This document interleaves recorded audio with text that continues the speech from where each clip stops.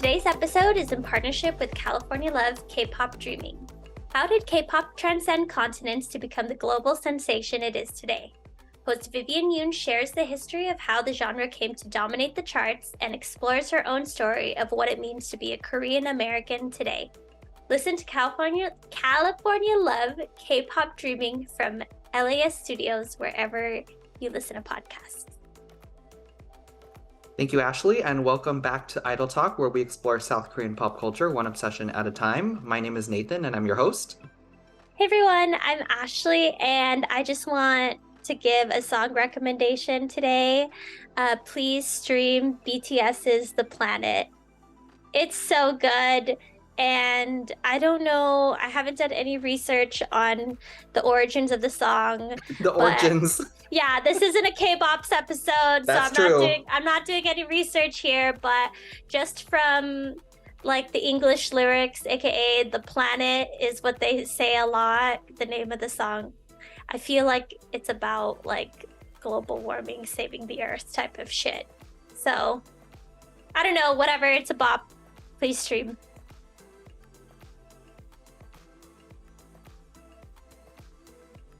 All right, hey everyone, it's Gabe, and before I kind of get into my intro, I just wanted to say that Dreamcatcher did do a global warming concept already.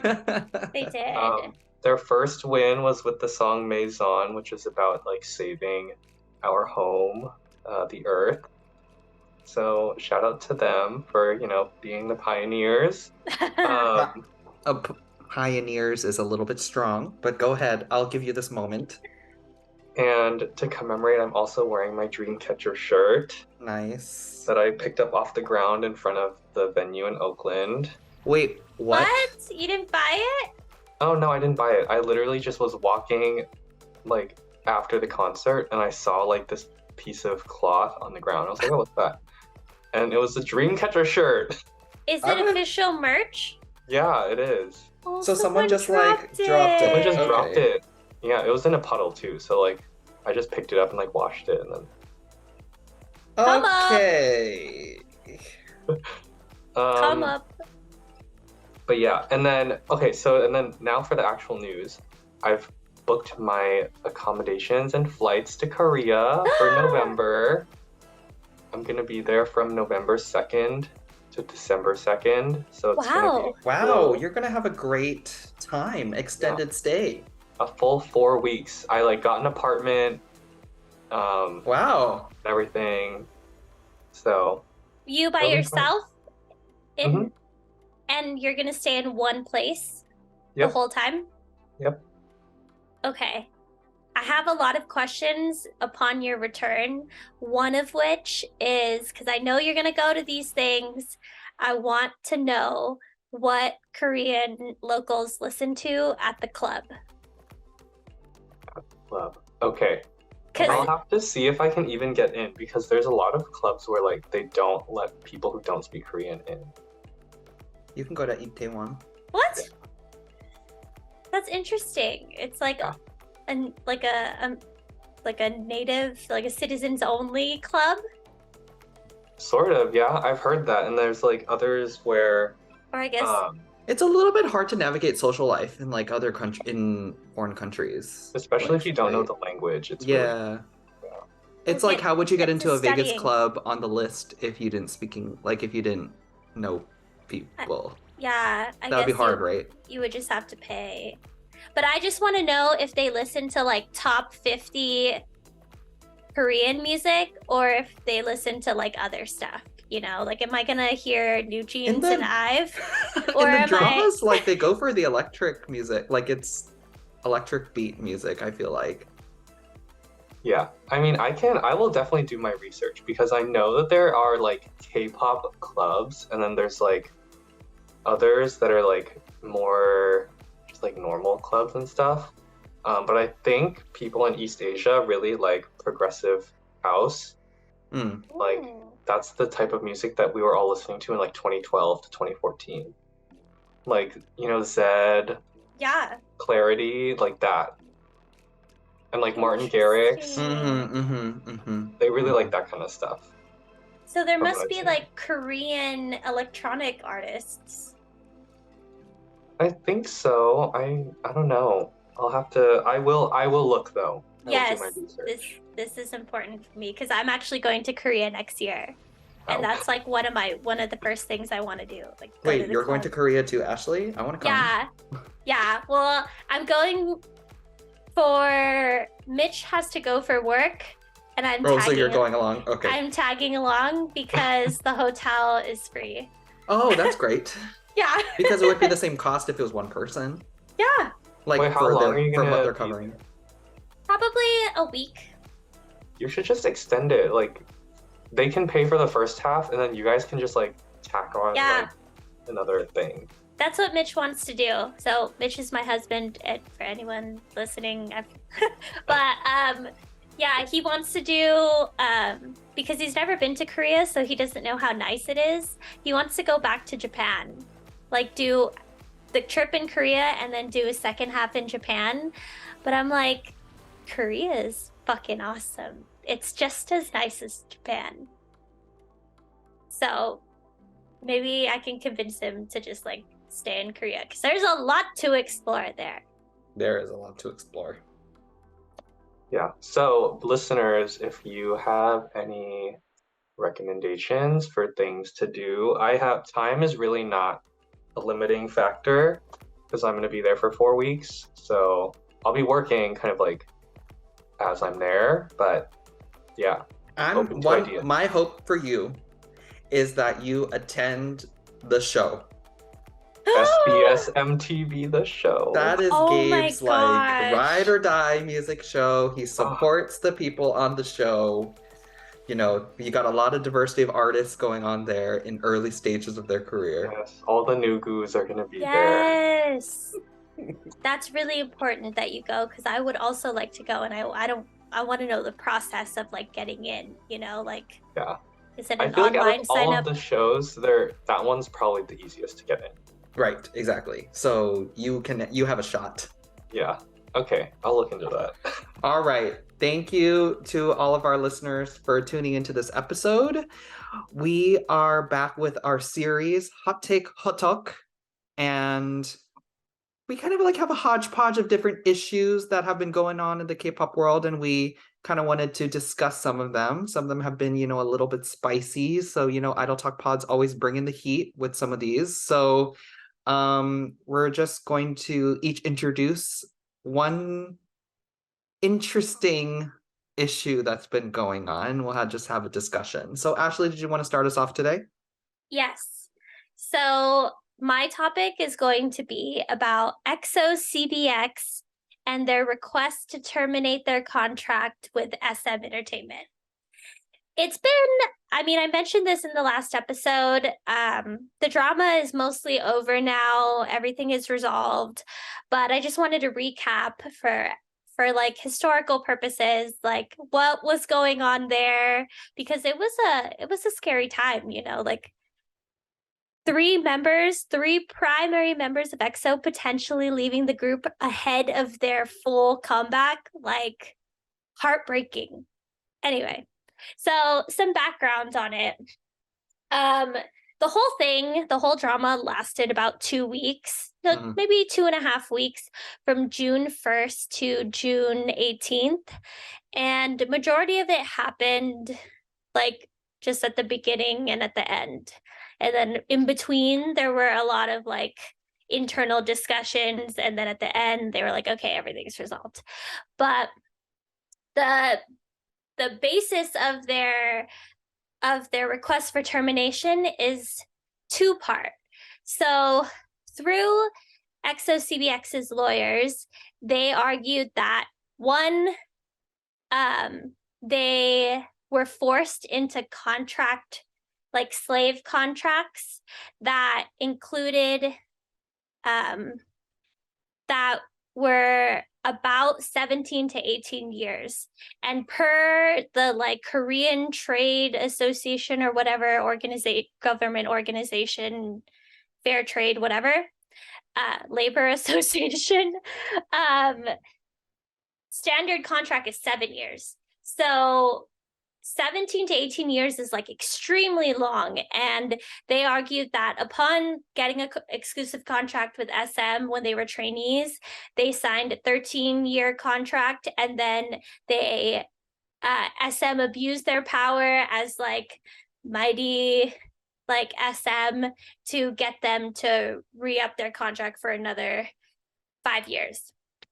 And they were really upset by that because they felt like it wasn't advantageous to them, you know, like they felt trapped in their contract. They couldn't really explore other avenues, like they had to stay within the bounds of their contract.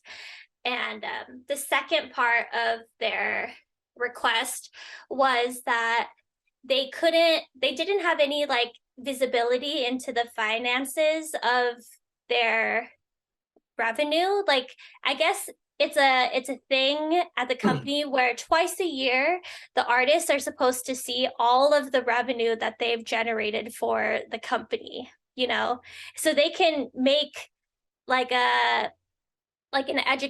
they can be more educated about like their value, and In the company, right? Their value, and then they could use that as like a negotiating point, you know. But since their start of their contract, they've never received it, and they've been trying to get these documents since March, and they haven't gotten it. So they were like, yo, they probably like timed it like specifically right before their contract, so that like all so that and maybe the comeback too, and the comeback, so that SM's hand was forced to do something. But yeah, so those were the two main points of their lawsuit. SM initially responded by saying like, there's a third-party vendor out there that's trying to incept these artists and trying to get them to sign on to their label, and that's why like that company's feeding them misinformation, and this whole thing is not good. Like, our artists are being lied to. There's a big problem here. And the third party vendor that they were accusing was like trying to incept the CBX minds was a person over at Big Planet Made.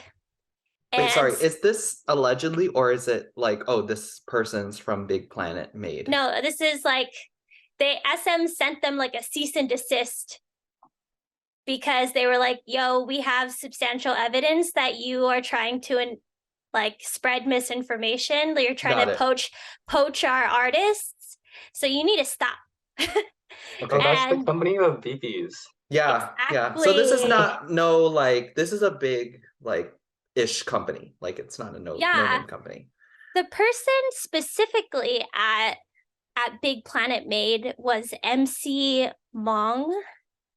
I don't know. He's like a big dude over at that company, but according to a statement by Big Planet Made, they were like, MC Mong only met with his junior colleagues as friends, and he didn't try to recruit them. Like, fucking chill out, SM, you know? Like, we're not trying to do anything shady here. We're just meeting up with our homies. So SM was like, no, you're trying to get these artists from us. Stop that. And they were like, no, dude, you got it all wrong. But also is a little not poaching, but is a little, you know, asking wrong if they could give them a better deal. Right. Anyways, okay, we can get into that. Yeah. So SM accused this company of poaching them. The company denied it. And then EXO-CBX released another full statement, like detailing those 2 points that I made earlier and why they want, like, why these are big problems for them. And what I learned in that is that I learned a little bit about SM history with other groups, and how this is a problem that has happened before, specifically with TVXQ and Jessica Jung from Girls' Generation. I learned that with TVXQ, they had like a whole 4-year legal battle that led to 3 members terminating their contract. And it was because the basis of that lawsuit was like they were in a slave contract and they weren't getting paid fairly. And they weren't getting shared information about their profits, and they were getting underpaid. Like each member of TVXQ at the height of their career was getting paid $130,000. Like, what the fuck? Oh, that's just like a professional white collar salary in the US. I know, right? And this is them at the height of their career. So, yeah, within that CBX statement, they cited TVXQ and was like, per this Esquire Ashley coming in here. Yeah, like per this lawsuit that happened, like this has happened before and this isn't like new stuff. So yeah. Anyway, so that all happened June 1st, and then things got quiet a little bit. So between June 1st, actually on June 2nd, they released another statement through their lawyers saying that like even though we're suing SM to get out of our contracts, we still really love EXO-Ls and we don't want to stop EXO activities. So like we're trying to figure it out. Basically trying to reassure everyone that like they're open-minded to like renegotiations. So 16 days later, we hear like no news in between. Then June 18, yesterday, or I guess today in Korea, I don't know what day it is in Korea, but like recently, within the last 24 hours, SM releases a statement saying that like, okay, everything's resolved now. We figured it out with the artists. So yeah, they were saying that they're still going to be contracted with EXO. They decided to carry out activities and they're going to make revisions to the contract. We're sorry to the third-party vendor for accusing you of trying to poach our people. That was a misunderstanding. Interesting. Yeah. Okay, so Ashley, what are your thoughts on this? My thoughts are that, so in the last episode, we had joked a little bit about how this is just them trying to get a pay raise, which to some extent it is, you know, like they're trying to get their employees trying to make what they think that they're worth. Right. Just like the rest of us doing white collar, blue collar work. Right. And if they are obligated, like if the company's obligated to give them those financial statements so they can understand their worth to the company and they're not getting them, like, yeah, be mad about it because that's your right to have it. But yeah, it's more than just a pay raise here because they are like, the contract is extremely long, 16 to 17 or 17 to 18 years. They can't pursue because they anything. did the 2 contracts, right? The one after the 1 renewal. Yeah.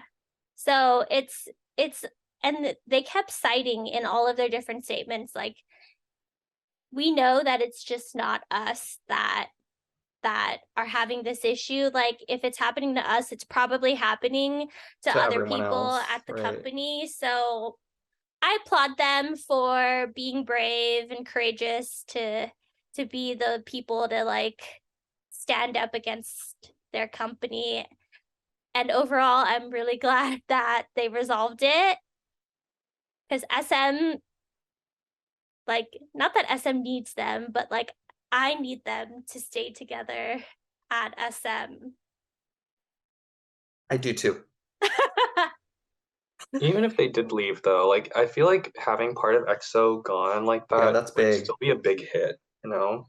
They wouldn't be Yeah. EXO anymore, I feel. Yeah. I think no company is contingent, or no company is that fully dependent on one, two, or three artists, or that's how you would want to structure your company, Yeah.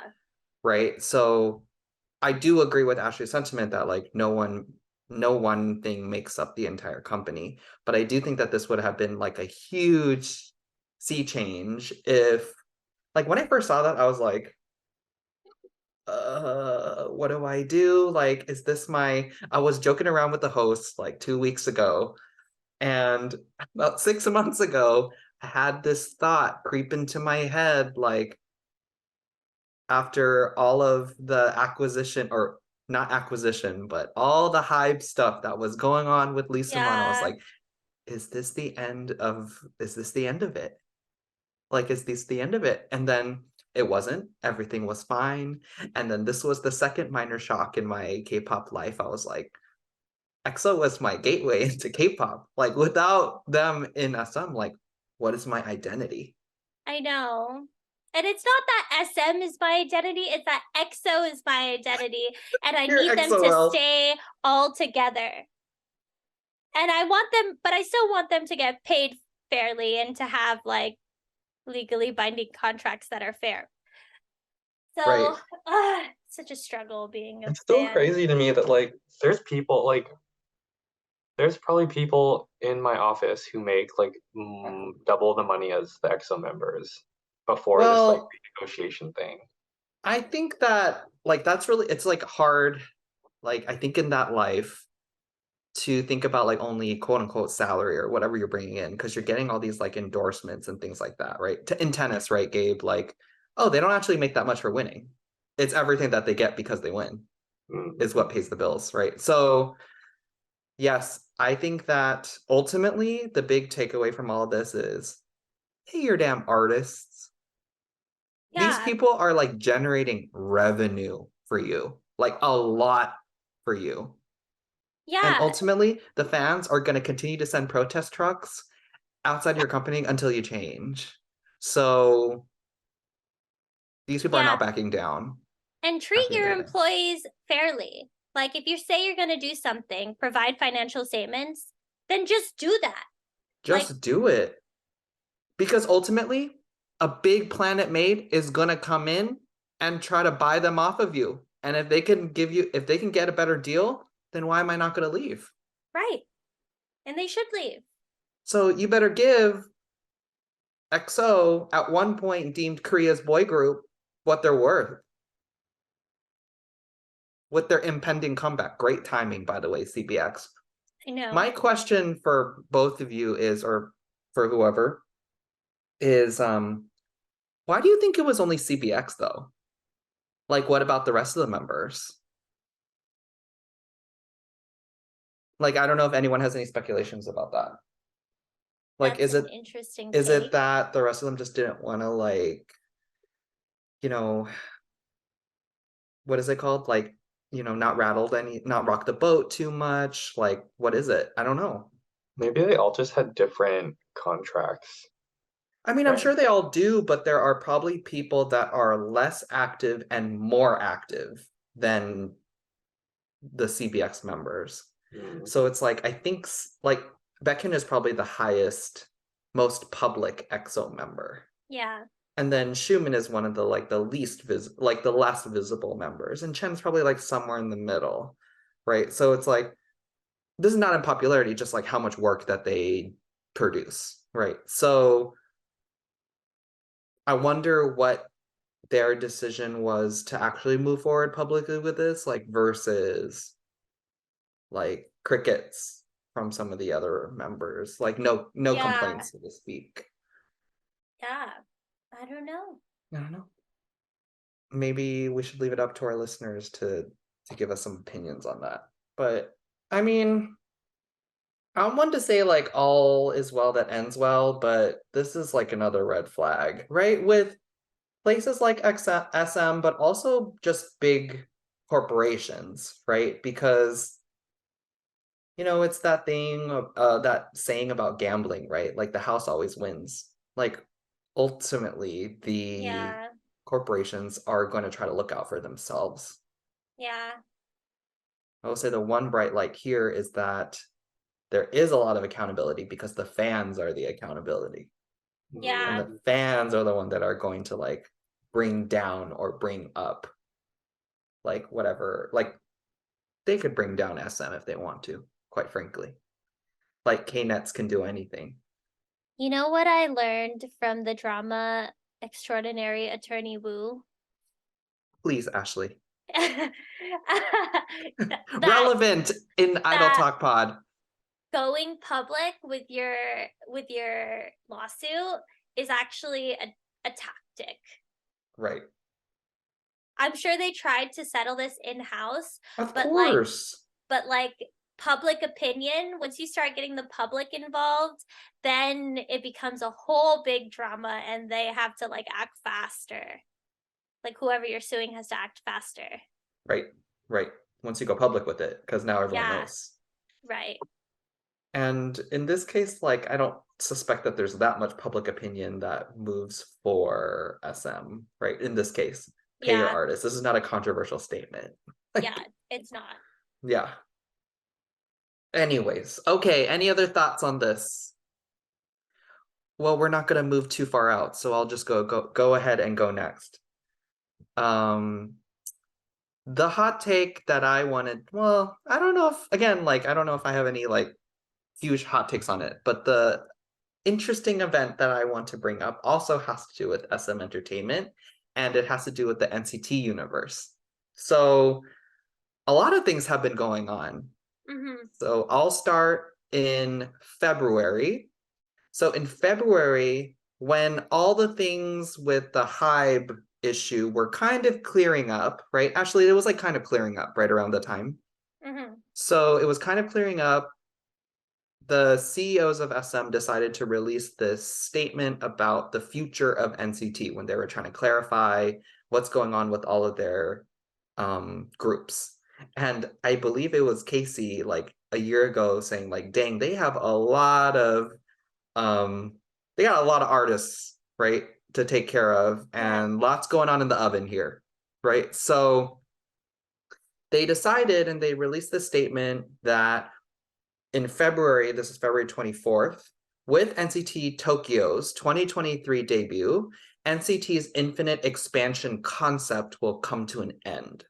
So after that, there will be no more member changes and they will give full support to existing members. So no members will be added or, I mean, not taken away, but no members will be added. Expansion, right?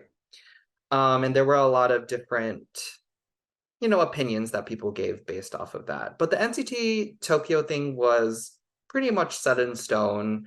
I felt like after this, I didn't feel terribly shocked. The NCT universe was getting a little bit complicated in and of itself. So, you know, it was a really good close. They did like a whole bunch of activities together and they were already teasing this NCT Tokyo unit for months and months and months. And they've already performed together, for God's sake. I saw them at SM Tom Live in Suwon like last Yeah. summer. So they were basically a thing. So that wasn't like at the end of February. Here's where it gets like a little bit complicated, which was after that, in and around May, all of a sudden I see on my feed, I see like Sungchan and Shotaro trending. I was like, oh, that's interesting because they're not working.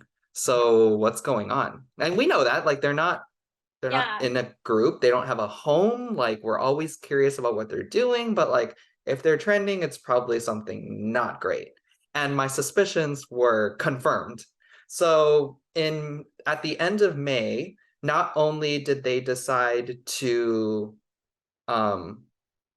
they decided in the statement in the end of May, they told the fans that NCT Tokyo would be the final unit, but it wouldn't be comprised of the members that were initially planned for it.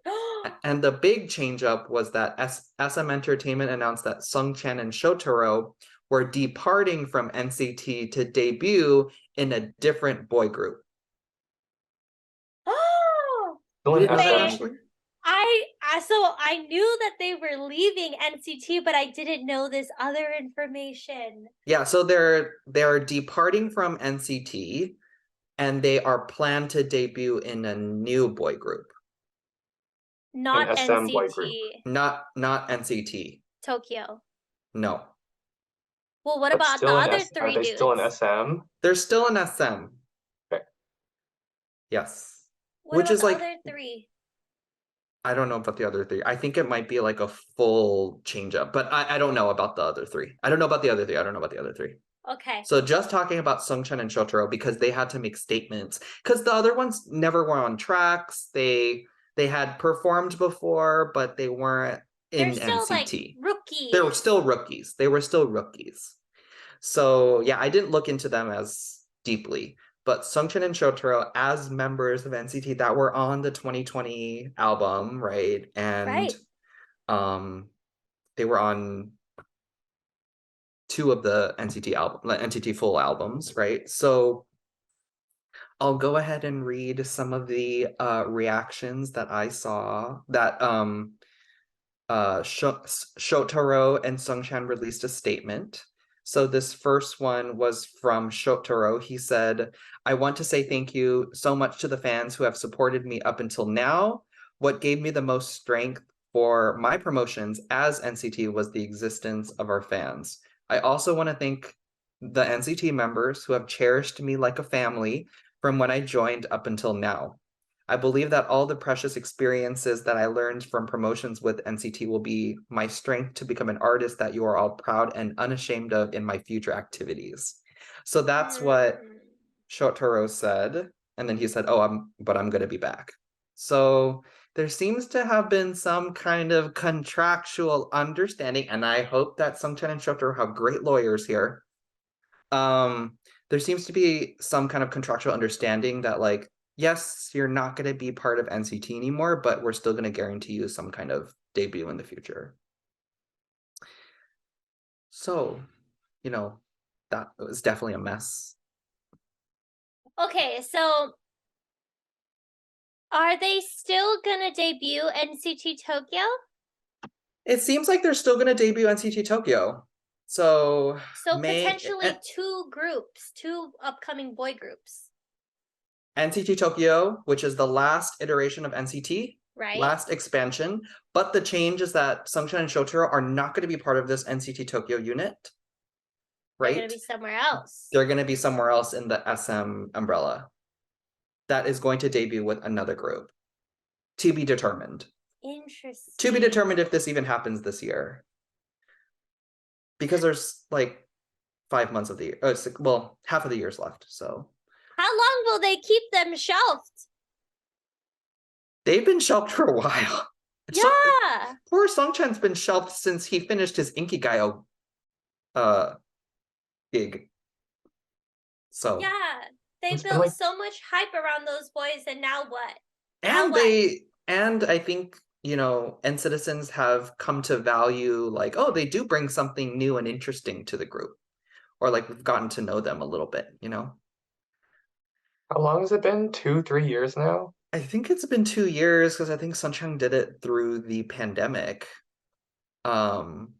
And then Sungchan and Shotaro did the NCT Let's Play Ball album.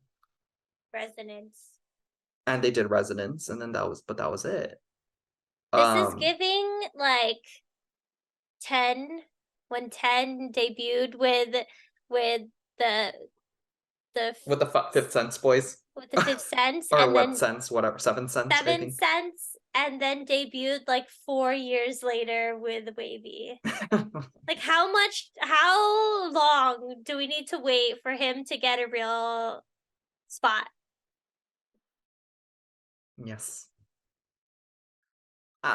You know, I don't know what master plan anyone has. If I had it my way, I'd just keep it simple. Like, I think NCT Tokyo was a good finish. One more. Sungchan and Shota were already doing Japanese promotions. one of your members is Japanese, like one of the members of NCT is like Japanese. Can we just have like a good finish here and then do like NCT 2023 full album and like call it a day and then everyone like goes off and do their own thing? Like, but clearly someone has rethought this vision and probably thinks there's a bigger vision out there. I don't know. It's just hard for me to see like, okay, Sungchan and I don't know, Haechan were like really close and they did performances together and now Sungchan can't even wear the NCT name. Like, what? It feels a little strange to me. It is strange. You don't fucking debut somebody and then like say, oh, you're not gonna be debuted with them anymore. Like they announced them as members. There's so much change up in NCT. I can't handle it. Like even before when we were talking about NCT Dream making them a fixed unit. Oh like, gosh, here we go again, the three of us. It's just too much. Like just settle on a fucking concept and move forward with it. Ashley says this as it dreams in and NCTs in everyone. Yes. Okay. Gabe, your thoughts?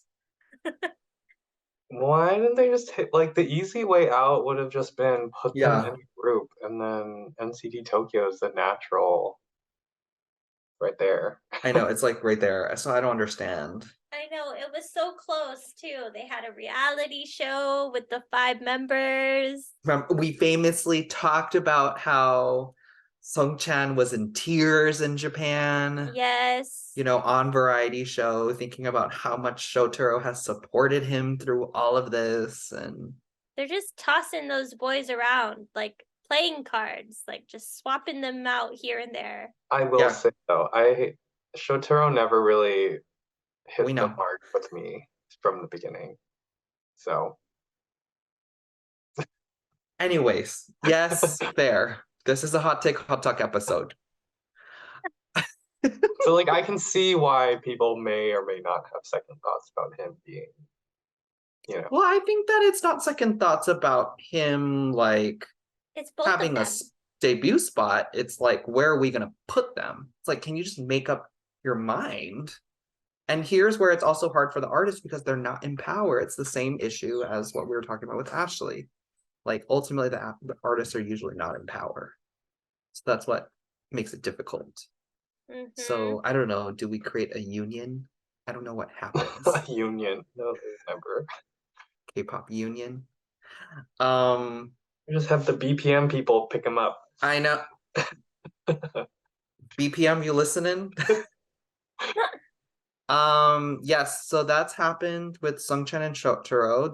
The plans from the company's perspective is to debut them in another completely separate group. And there's no like details about that. No, new group. And nothing has really happened. Their contract better have started when they debuted with NCT. Or they could have renegotiated a new contract with the new debuted group. Who knows? I just don't like if you say, oh, we're gonna debut these two in like some new group with zero detail, like that doesn't seem convincing that it's actually gonna happen, you know? That's why I said I hope that Sungchan and Shotaro have good lawyers, because again, you better have gotten that down in writing. I know.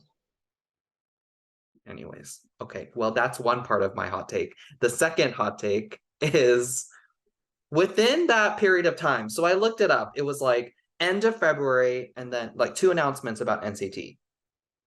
Expansion is stopping. End of February. End of May. The expansion is stopping, but Sungchan and Shotaro are not going to be part of this expansion. They're going to be part of something else. Midway through May, a statement comes out from SM and from, at the time, NCT and Wavy's Lucas, that finally said, after our deliberation with Lucas, we made a mutual decision to part ways with that Lucas made a mutual decision to part ways with the group and to pursue his individual endeavors. Lucas also released a statement, telling the fans that, I have decided to leave. I hope you do support them. And I'm going to embark on my own thing. So that happened in May 10th. So between all of this, they are losing another member who No way. is a big one. So Lucas is not. Oh wait, I thought you were gonna say they're losing another member. Oh no. Well, I was, in the no. Because I thought it would have been Win-Win. Where has he been at? Oh, well, okay. Well, Ashley, that no. hasn't happened. So Okay, sorry, I got No fake news here, guys. no Yeah, I fake know. news. I'm sorry. I mean, you didn't say it. Yeah. Yes, so it does seem like SM has formally parted ways with Lucas. My take on it is, I said it already on the 2023 predictions episode or the 2022 roundup. I was like, if Lucas is not back by now, I think that he's done. And I'm checking that one off of my list as something that came true. And they released a statement in Korean, English, and Chinese, because that's what Lucas speaks. We all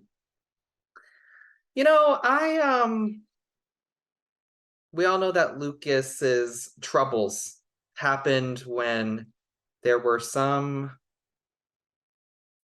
girl issues. And I don't know, it's just, I don't know who was right and who was wrong in that situation, but I think that as a K-pop idol, you are a public figure. You get scrutinized heavier than others because you're in the public spotlight, and anyone could use anything against you. And sometimes it just doesn't, it comes up after you debut and these unfortunate things happen. I think Lucas is an integral part of NCT, but he has not been part of NCT for the last 2 years. And Wavy is trying to move forward. So, I don't know. Ashley? I get Gabe, it. go ahead. Like, it is not easy to, like, be a public figure and have your life be scrutinized like that. And, like, if there are things Lucas wants to do and, like, live his life how he wants it, and that conflicts with his career as an idol in SM and Wavy, then, like, I think the mutual decision point is probably true, that, like, he probably came to a place where he's like, I don't want to keep doing this. And then the company was like, yeah, like, we can't agree upon, like, a shared set of terms that we can all, follow. And then the natural thing is just to leave the company. So, I mean, I get it. The idol life is not easy, and some people want to not do it anymore, and that's totally fine, I think. Ashley, you got a gloomy look on your face. Yeah, it's just, I don't know. I feel like Lucas was an integral part of Wavy, and without him, it's a hard path forward. Yeah. I think that the other members are doing well for themselves. I think Xiaojun has really stepped up. Ten has really put the team on his back, Because where's Win-Win? I don't know where he is. And yeah, I feel like it's just tough roads ahead for them. Interesting. I think if you were to have an unfiltered interview from the members that you just talked about, I think they would agree with you. They knew that Lucas was the visual of the group, and they knew that everyone loved him for that purpose. So you are losing a bit, and you're not, like, Wavy is not a huge group. Like, it's not even the size of 127. It's small. So Yeah. it's even more noticeable when someone leaves. So with that being said, I mean, they're doing fan meets out there, they're releasing music, they're trying to do stuff, and they're trying to move forward. So good for them, I think. Fighting. I don't know. Anyways, SM, I don't know what's going on with you, but we might have to have a more talk about you at the end of the year, see what happens. Yeah. Anyways, okay. Gabriel is going to wrap us up. All right, so Queendom Puzzle, we've been talking about it like kind of in passing the past few episodes, but it finally started airing, and as of this recording, episode 1 is available on Viki. And so I watched it, and let me tell you, it's entertaining, but not for like I feel like not for the right reasons. Interesting. Oh. So the first thing that they do, as with all of these survival shows, is they have like all the people who are participating like walk into the recording Right. studio, and like sit down in the thing, like they're like, oh, Is this who's like the meet and greet?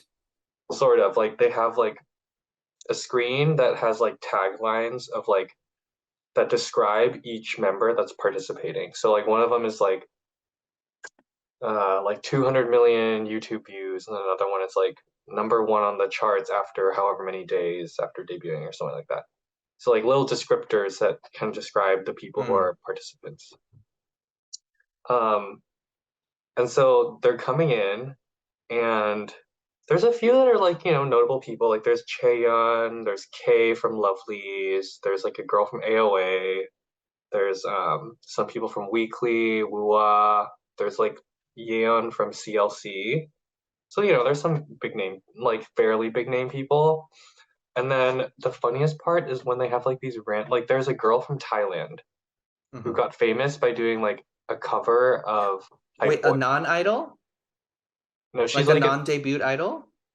she's like a solo artist in Thailand who like she's like a singer-songwriter, and she did a cover of Hype Boy that like blew up and went viral. Oh, And I love that one. and She's then on she the like show? yeah, and she's on the show, and it was so she walks in, and then everyone's like, who is that? The girl with Like the blue literally hair. everybody. The Yeah, girl she with has the blue blue hair. hair. She has blue hair, yeah. Wait, didn't she get kind of okay, I think I saw a clip and there was like, oh, someone's doing Hype Boy, but it's like overcooked. I don't know. It not overcooked. It's like R&B, like if Hype Boy were R&B. Yeah. Oh, okay. So there's the Thai girl, and there's like a few others where like they walk in and just like nobody knows who they are. And I feel like, and like for me, when I was watching with my friend, that was just the funniest thing ever, because it's like Queendom, like you're on Queendom. Like how do these people not know who they like, Like you're getting people who are like so small that even the participants have no idea who they are. Right. It's a little strange. So Interesting. yeah, that was a little strange. There's like some non-Korean people. So there's like a girl from Japan, there's the girl from Thailand, there's like a couple others where it's like no one knows who they are. Um, and so that was the first point where I was like, okay, this is a little bit interesting. So they walk in, and when they sit down, they separated all the people participating into different tiers. So like tier 1, 2, 3, and 4. Tier 1 is like K, the AOA girl, Chaeyeon, basically all the bigger name people, and then it goes down from there. Well, why are they separating them into tiers already? Because so I'm gonna get to this, because okay. it's like from the get-go, Queendom Puzzle is like so brutal. That is kind of my analysis from just watching episode 1. They separate them into tiers, and then the very first thing they do is they have everybody do a solo performance. Like they literally, so they're all in the studio, they're just sitting there, and they just call them up one by one to like do a performance for like 2 minutes. And then the other participants have little remote things, and they can either upvote or Right. downvote Right. the people. and it is Do you only get one vote? yeah. So for Okay. each performance, you get one vote, and so like it's it's just like so brutal because they show Cheon, and she literally downvotes every single person. Yeah, because she's playing strategically. I know, and so the eminent people already are editing her to make her look like the most evil person in the room. Oh. Um, so yeah, that was interesting. And then the other thing I learned after I finished watching episode 1 is that Cheon left Queendom Puzzle after the first recording. So Oh. we're not going to see her after episode 2. That Damn, she sucks. was Yeah, was that her decision or? I think so, yeah. I think it was during her like promotion period, and then when her song kind of did well, she like It left. did really well. Yeah. So from the get-go, Queendom Puzzle has a lot of new groups who no one knows. They have some like pretty underwhelming like idols that are on there to begin with. So like they have a lot of people who are like either past their prime or like Right. in these groups that like lost members or like haven't had a comeback in like a couple years or something. And then they have Cheon leaving, and they have one other girl who also left. I forget who left, but it was like two pretty big name people. So from the get go, the show is like not off to a great start, in my opinion. Um, Ay, and ay, they have to ay. like debut a 7-member group at the end. So like three Oh, fourths so of it's an elimination show. yeah, so they're actually going to eliminate people. Like it's not like Queendom, like the regular Queendom, where it's kind of just like, Whatever you get out of people it is just whatever you get out of it. yeah, Yeah. like you just perform stages and like everyone has fun and like well, I don't know if everyone has fun, but they perform stages and like it's more focused on the performance. I think this is more like this is like an elimination thing and they're treating these idols as if they're like trainees in a sense. So that's my one qualm with it is that like these are debuted artists and you're just going to like eliminate them throughout the show as if it's like Girls Planet. Like I don't think that I feel like they deserve a little bit more Respect. respect than Yeah. that. Um, And also, I have a question about the upvotes and downvotes. I mean, like, oftentimes, sure, like performance could be good or bad, like a binary choice. But oftentimes it's like, oh, it was really good, but like this part was maybe lacking or something. Or oftentimes it's like, oh, it wasn't great, but this is what I really liked about it. So yeah. is it like So it's like it just forces you to choose like good or bad? yeah. So like in the show, they have some performance. So like there's one performance where the AOA girl has like this outfit malfunction where like she's supposed to like pull off like this outer layer skirt thing, and then she like isn't able to do it, so she has to like try like 3 or 4 times to do it. And then like after she like fails to like do her outfit change on the stage, like she gets like 10 downvotes. So it's little things like that. And then like if your voice cracks once, like people downvote you. Savage. Yeah. So it's like it's pretty brutal. And then like I think the most memorable performance for me from like episode 1 was definitely this girl who did a cover of INVU by Hmm. Taeyeon. And Taeyeon's the MC. Mm. And so during the stage, the girl lip syncs all of the high notes. And then she like Wait, I think what she this is what why is it your favorite? Because it's funny? because it's fun because like she lip syncs all the high notes and then gets downvoted into like basically I think she got like 20 something downvotes. So Does Taeyeon get to vote? no, Taeyeon's just there. But um What a mess. So, yeah, are so you liking the show? Like, are you going to continue watching it?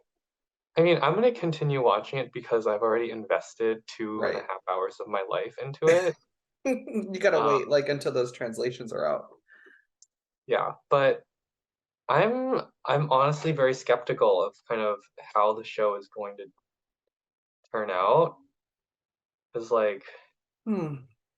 there's a lot of there's a lot of idols on here who have fans. Like, it's not like they have no fans, and so like when they get eliminated, there's going to be uproar. Yeah. Like Right. Mnet's not going to get out of this unscathed, is what I'm thinking. Oh, What a mess.